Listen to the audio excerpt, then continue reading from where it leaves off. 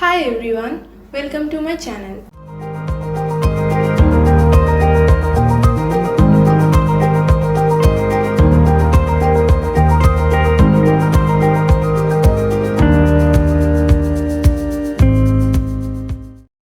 Hi, I'm Gloriya and I'm new to this platform, so do support me and subscribe to my channel.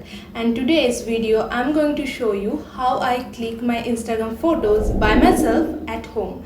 And this is part 1. I'm gonna share with you 3 ways to pose with your notebook. तो बिना time waste किए सीधा video पे चलते हैं. First of all, who have camera, turn on the burst mode option and ask someone in your family to click your photo. This photo can be clicked using your mobile phone as well, which I am going to show you in the next frame. And for those who don't have any camera, make a slow motion video of it like I did and take a screenshot of it.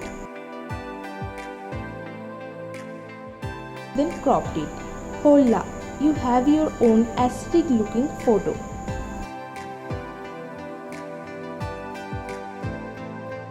For your next shoot, gather all the books you have in your house and then place all the book on the floor like I am placing. You can add some fairy light to make it look more prominent.